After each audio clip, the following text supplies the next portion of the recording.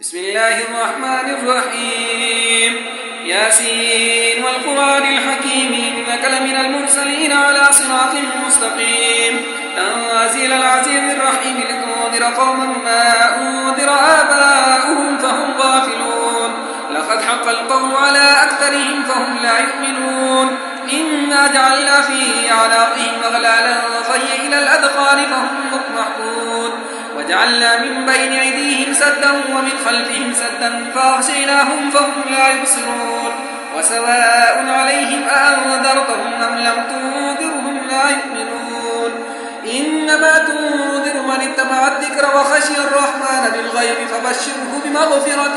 وأجر كريم إنا نحن نحيي الموتى ونكتب ما قدموا وآثارهم وكل شيء أحصيناه في إمام مبين واضرب لهم مثلا أصحاب القرية إذ جاءها المرسلون إذ أرسلنا إليهم اثنين فكذبوهما فعززنا بثالث فقالوا إنا إليكم مرسلون قالوا ما أنتم إلا بشر مثلنا وما أنزل الرحمن من شيء إن أنتم إلا تكذبون قالوا ربنا يعلم إنا إليكم لمرسلون وما علينا إلا البلاغ المبين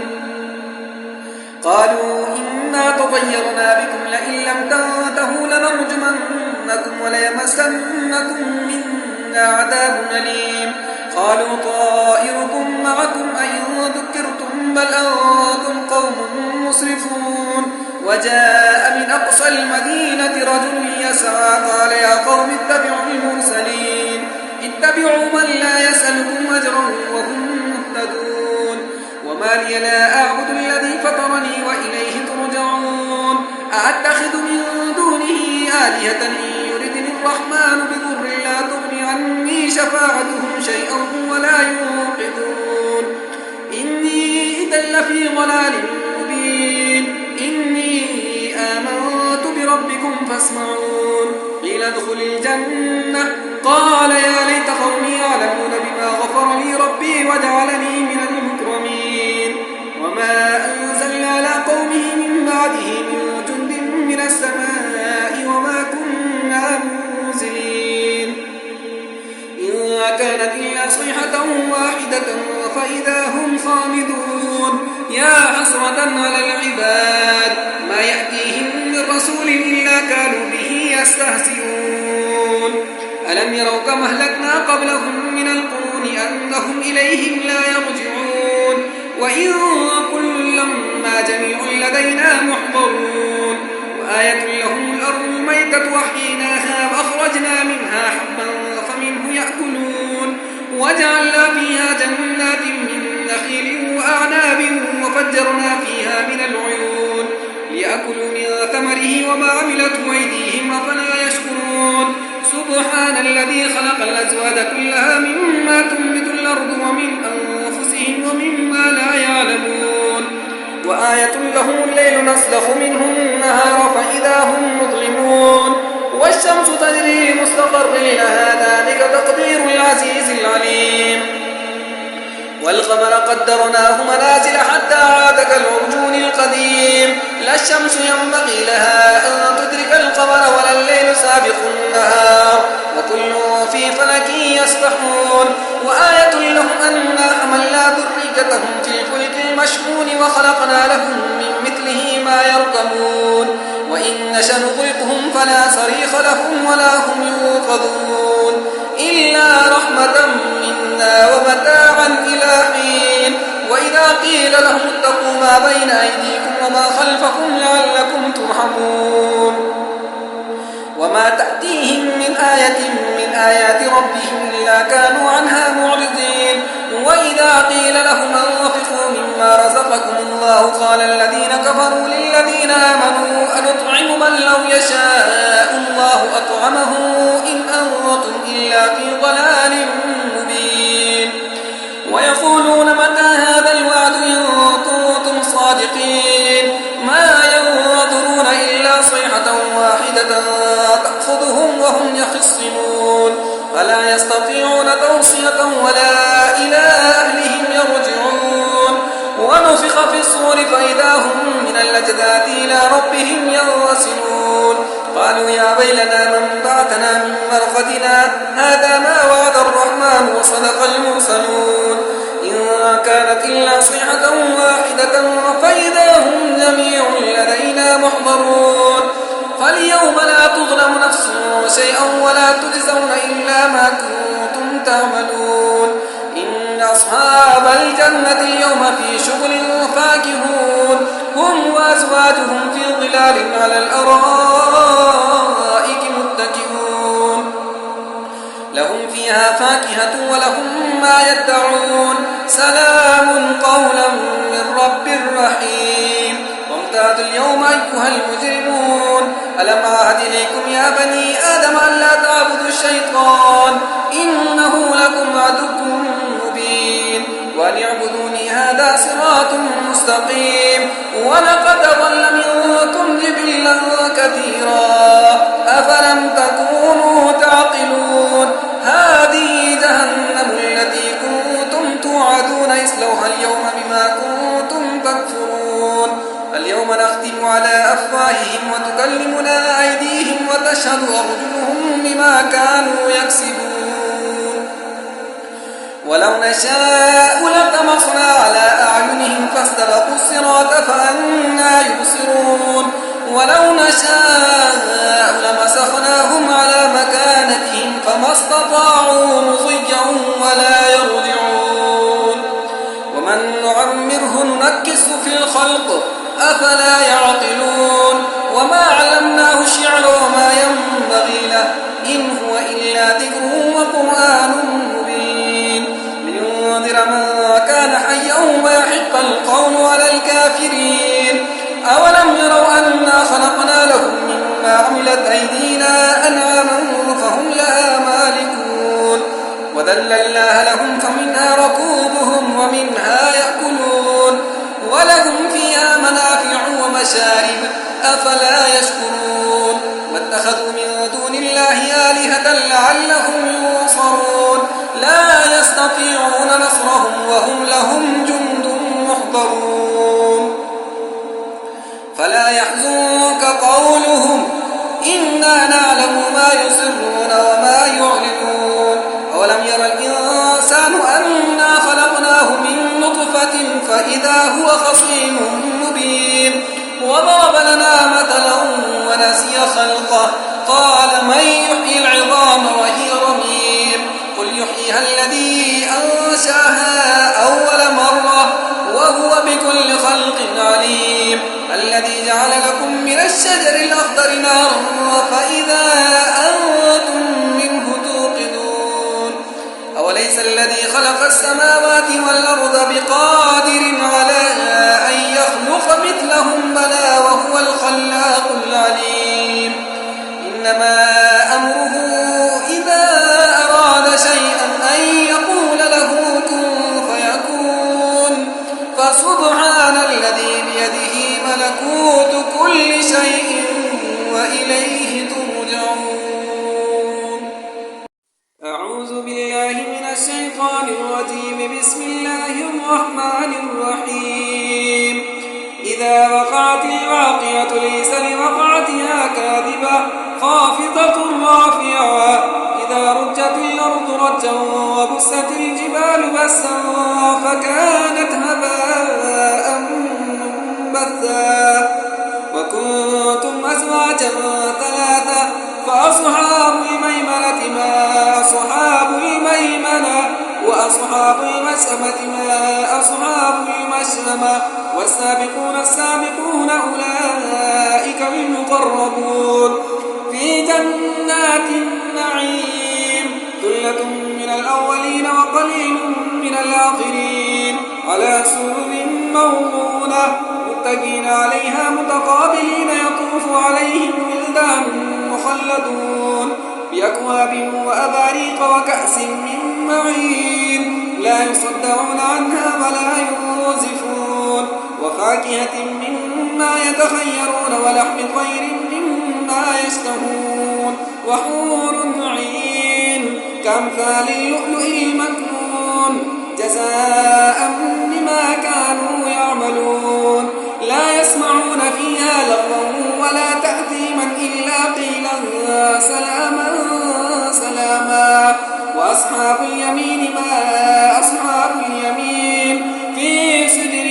مخضود وطلح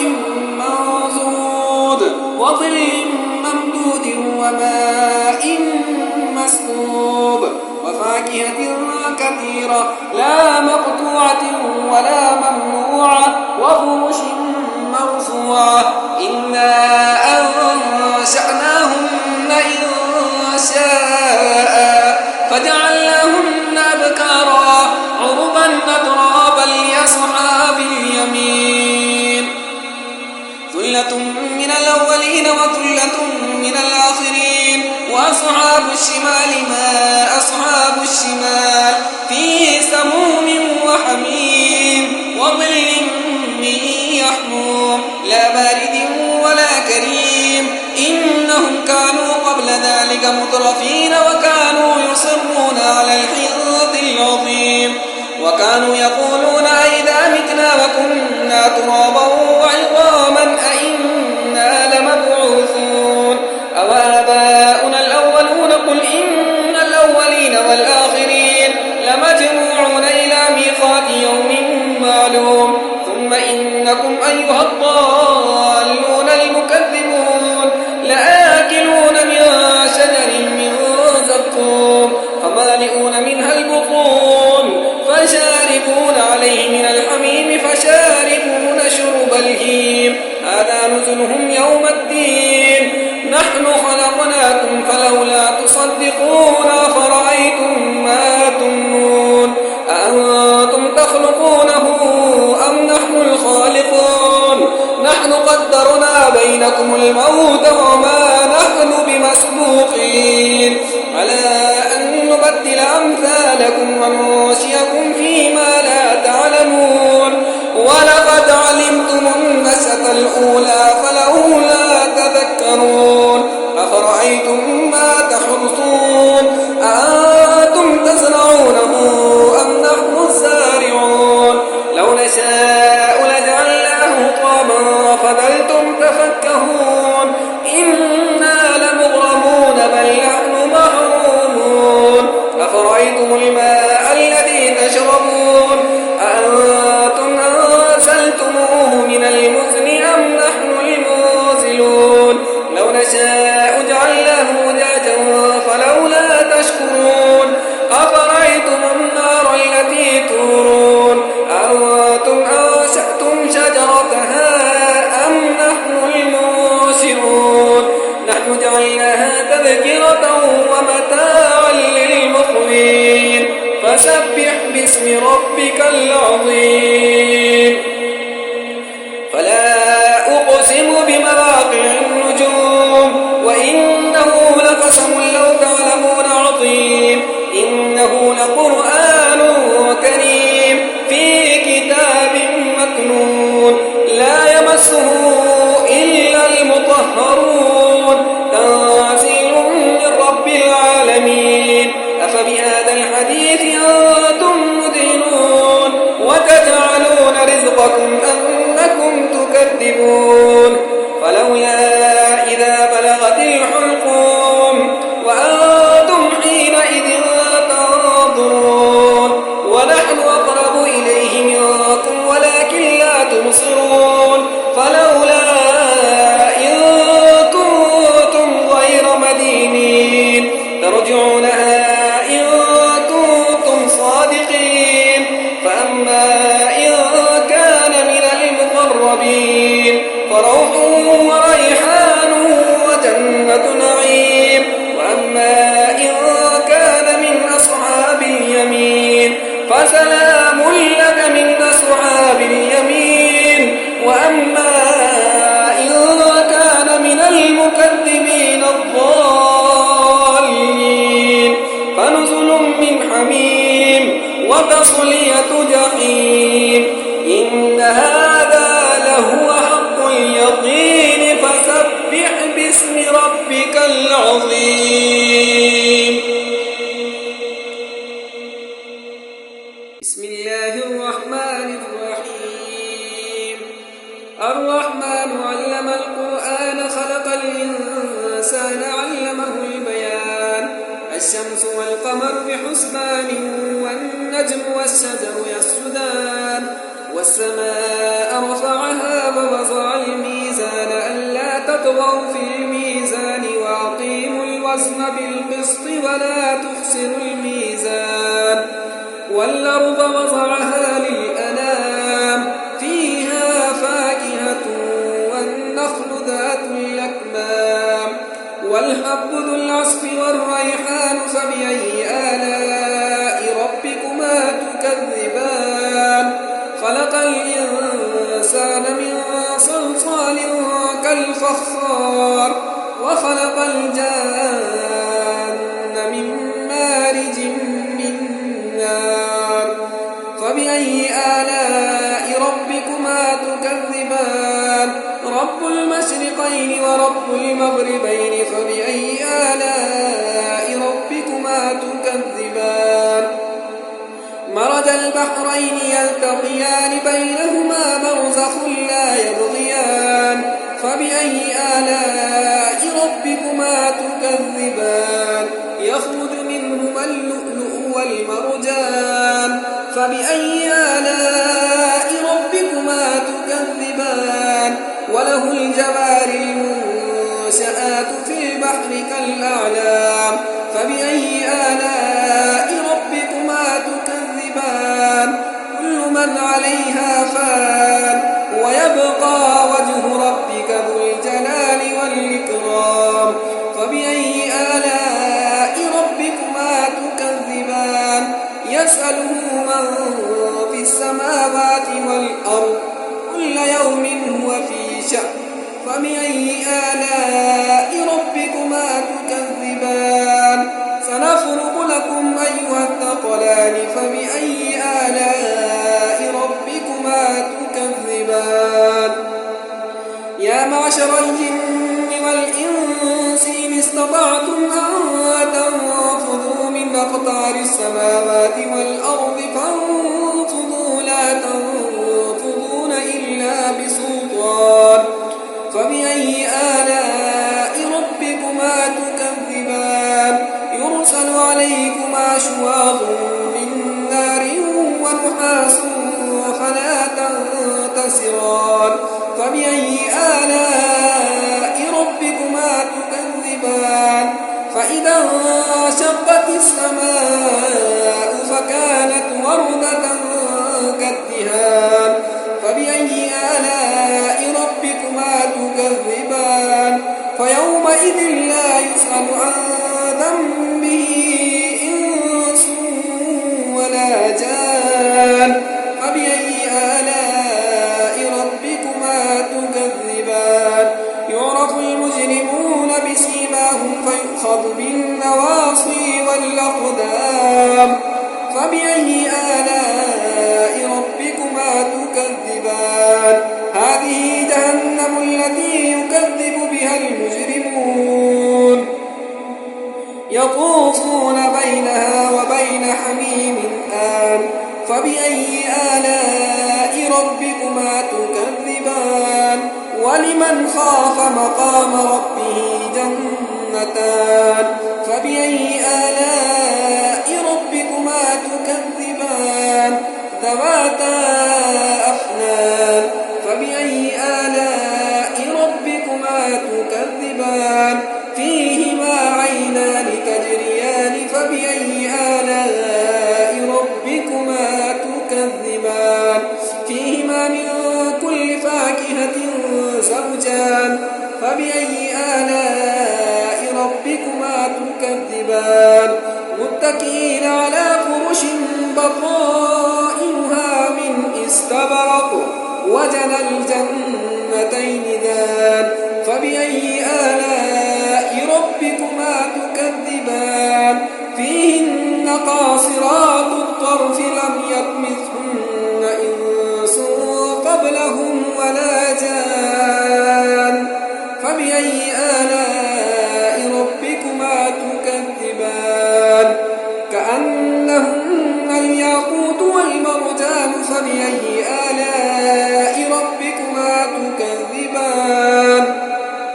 هل جزاء الإحسان إلا الإحسان فبأي آلاء ربكما تكذبان ومن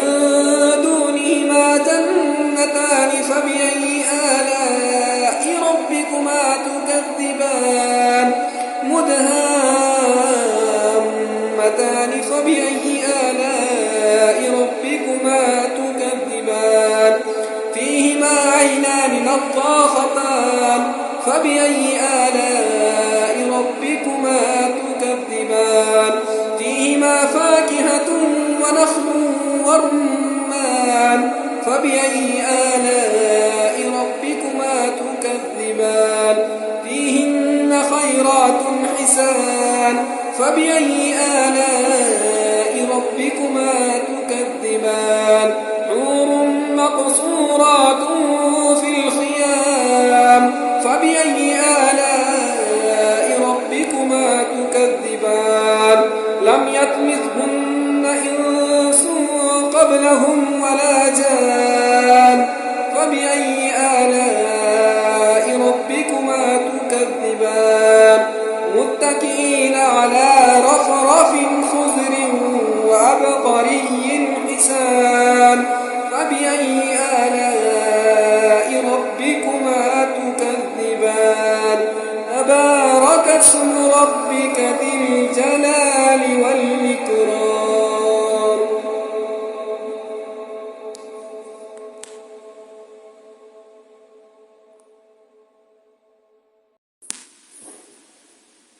أعوذ بالله من الشيطان الرجيم. بسم الله الرحمن الرحيم.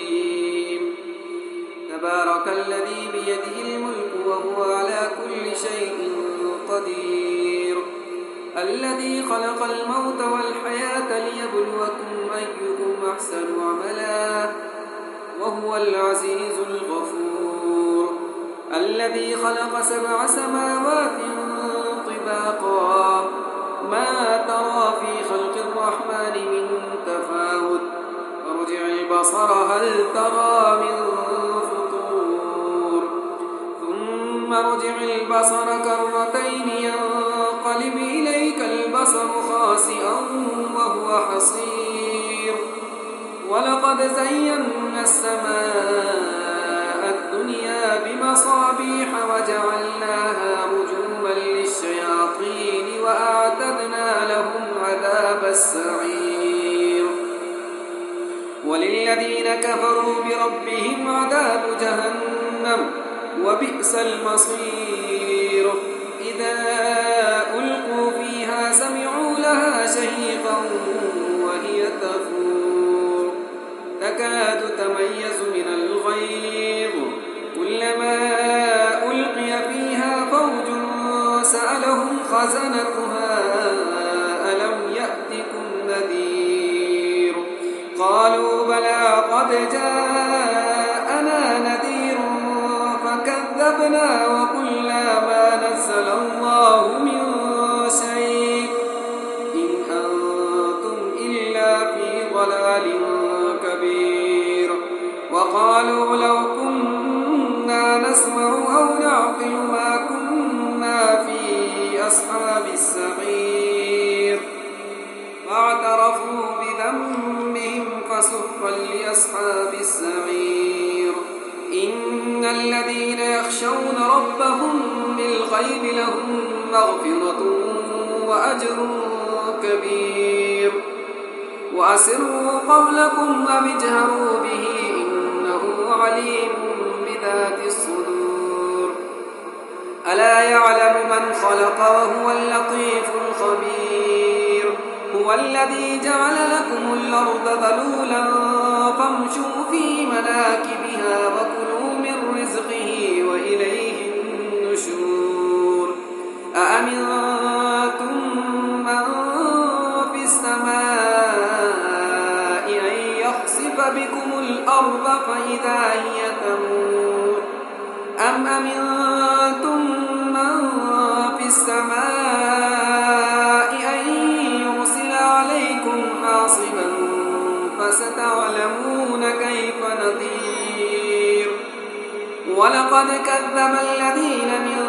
قبلهم فكيف كان نكير. أولم يروا إلى الطير فوقهم صافات ويقبض ما يمسكهن إلا الرحمن إنه بكل شيء بصير.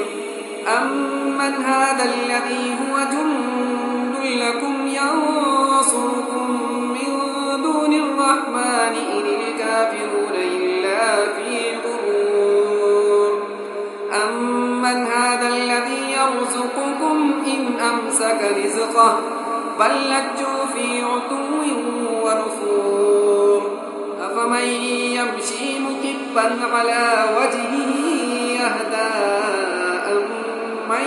يمشي سويا على صراط مستقيم قل هو الذي أنشأكم وجعل لكم السمع والأبصار والأفئدة قليلا ما تشكرون قل هو الذي ذرأكم في الأرض وإليه تحشرون ويقولون متى هذا الوعد إن كنتم صادقين قل إنما العلم عند الله وإنما أنا نذير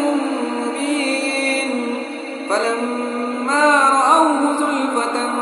سيئت وجوه الذين كفروا وقيل هذا الذي كنتم به تدعون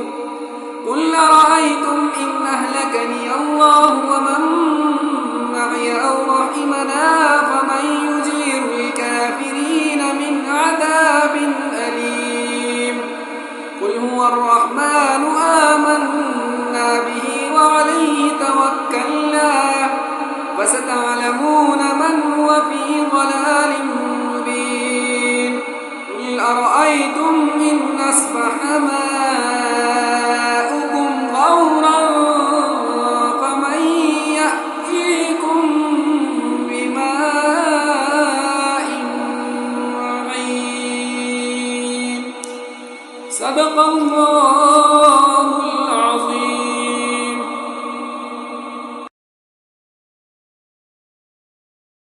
أعوذ بالله من الشيطان الرجيم. بسم الله الرحمن الرحيم.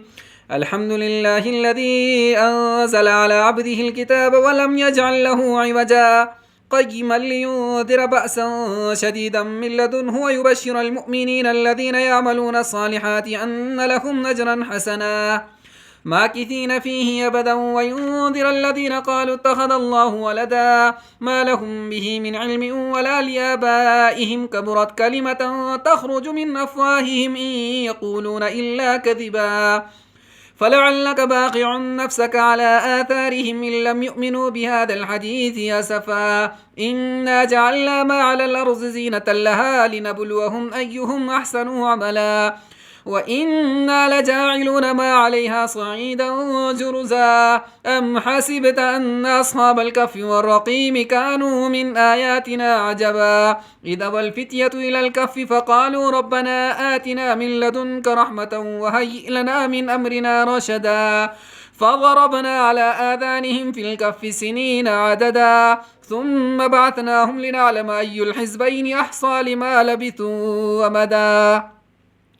نحن نقص عليك نبأهم بالحق إنهم فتية آمنوا بربهم وزدناهم هدى وربطنا على قلوبهم إذ قاموا فقالوا ربنا رب السماوات والأرض لن ندعو من دونه إلها لقد قلنا إذا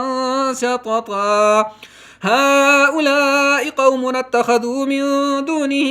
آلهة لولا يأتون عليهم بسلطان بين فمن أظلم ممن افترى على الله كذبا وإذ اعتزلتموهم وما يعبدون إلا الله فأووا إلى الكهف ينشر لكم ربكم من رحمته ويهيئ لكم من أمركم مرفقا وترى الشمس إذا طلعت تزاور عن كفهم ذات اليمين وإذا غربت تقرضهم ذات الشمال وهم في فجوة منه ذلك من آيات الله من يهد الله فهو المهتد ومن يضلل فلن تجد له وليا مرشدا وتحسبهم أيقاظا وهم رقود ونقلبهم ذات اليمين وذات الشمال وكلبهم باسط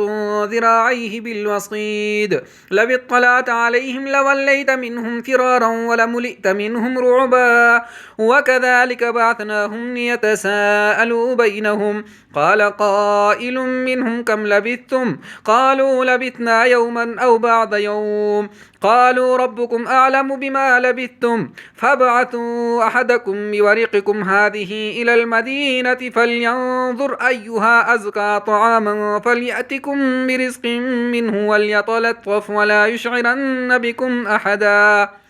إنهم إن يظهروا عليكم يرجموكم أو يعيدوكم في ملتهم ولن تفلحوا إذا أبدا وكذلك عثرنا عليهم ليعلموا أن وعد الله حق وأن الساعة لا ريب فيها إذ يتنازعون بينهم أمرهم فقالوا بنوا عليهم بنيانا ربهم أعلم بهم قال الذين غلبوا على أمرهم لنتخذن عليهم مسجدا سيقولون ثلاثة رابعهم كلبهم ويقولون خمسة سادسهم كلبهم رجما بالغيب ويقولون سبعة وثامنهم كلبهم قل ربي أعلم بعدتهم ما يعلمهم إلا قليل فلا تمار فيهم إلا مراء ظاهرا ولا تستفت فيهم منهم أحدا ولا تقولن لشيء إني فاعل ذلك غدا إلا أن يشاء الله واذكر ربك إذا نسيت وقل عسى أن يهديني ربي ليقرب من هذا رشدا ولبثوا في كهفهم 300 سنين وازدادوا 9 قل الله أعلم بما لبثوا له غيب السماوات والأرض أبصر به وأسمع ما لهم من دونه من ولي ولا يشرك في حكمه أحدا واتل ما أوحي إليك من كتاب ربك لا مبدل لكلماته ولن تجد من دونه ملتحدا واصبر نفسك مع الذين يدعون ربهم بالغداة والعشي يريدون وجهه ولا تعد عيناك عنهم تريد زينة الحياة الدنيا ولا تطع من أغفلنا قلبه عن ذكرنا واتبع هواه وكان أمره فرطا وقل الحق من ربكم فمن شاء فليؤمن ومن شاء فليكفر إنا أعتدنا للظالمين نارا أحاط بهم سرادقها وإن يستغيثوا يغاثوا بماء كالمهل يشوي الوجوه بئس الشراب وساءت مرتفقا إن الذين آمنوا وعملوا الصالحات إنا لا نضيع أجر من أحسن عملا أولئك لهم جنات عدن تجري من تحتهم الأنهار يحلون فيها من أساور من ذهب ويلبسون ثيابا خضرا من سندس واستبرق متكئين فيها على الأرائك نعم الثواب وحسنت مرتفقا واضرب لهم مثل الرجلين جعلنا لأحدهما جنتين من أعناب وحففناهما بنخل وجعلنا بينهما زرعا كلتا الجنتين آتت أكلها ولم تظلم منه شيئا وفجرنا خلالهما نهرا وكان له ثمر فقال لصاحبه وهو يحاوره أنا أكثر منك مالا وأعز نفرا ودخل جنته وهو ظالم لنفسه قال ما أظن أن تبيد هذه أبدا وما أظن الساعة قائمة ولئن رددت إلى ربي لاجدن خيرا منها منقلبا قال له صاحبه وهو يحاوره وكفرت بالذي خلقك من تراب ثم من نطفة ثم سواك رجلا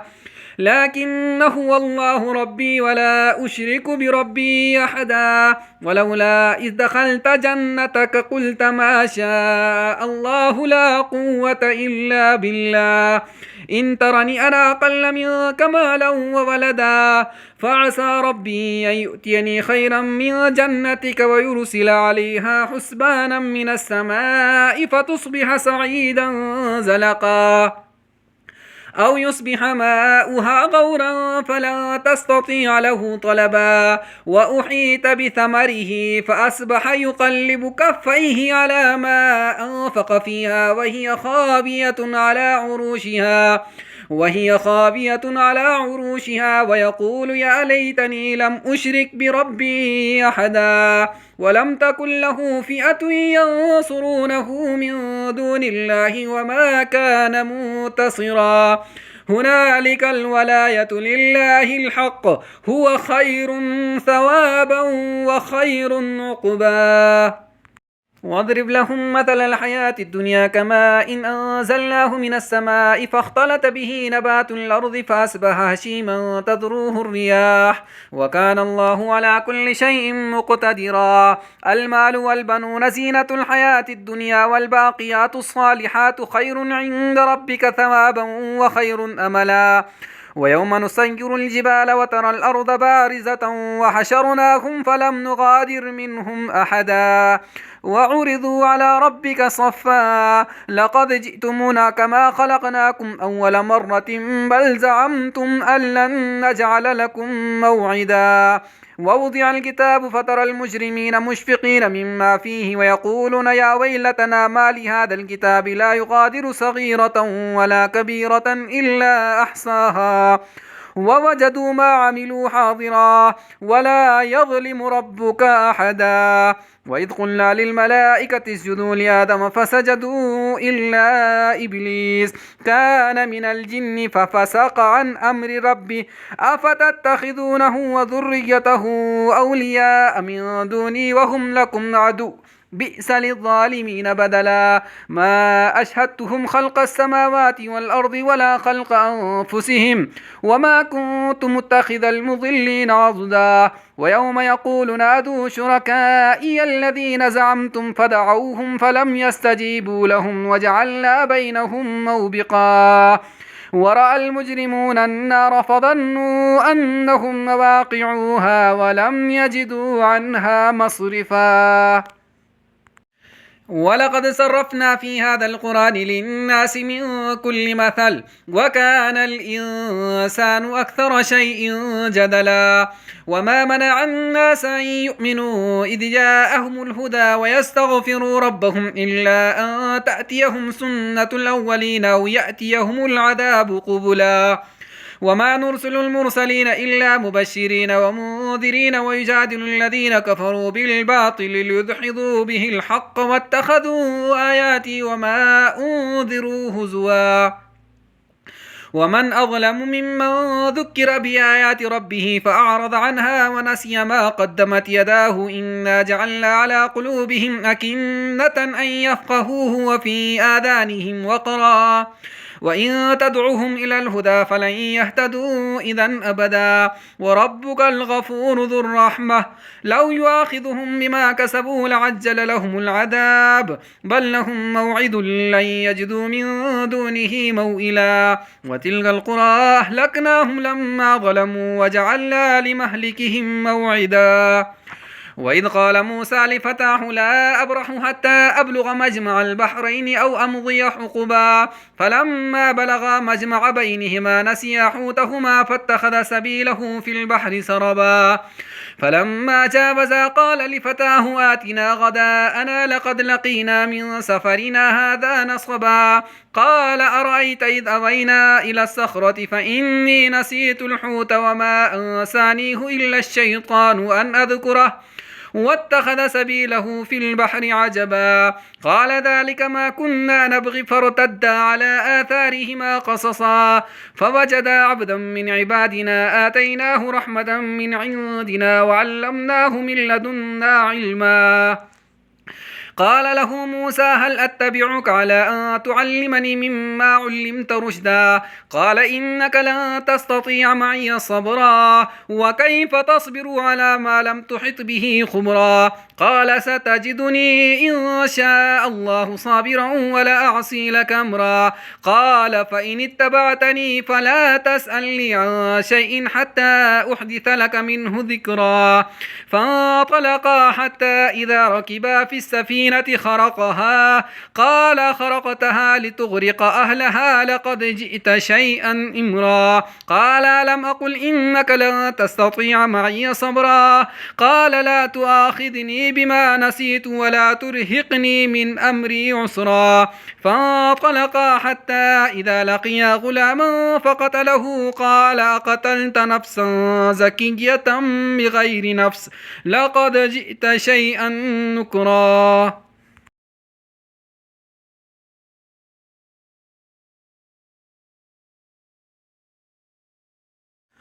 قال ألم أقل لك إنك لن تستطيع معي صبرا قال إن سألتك عن شيء بعدها فلا تصاحبني قد بلغت من لدني عذرا فانطلقا حتى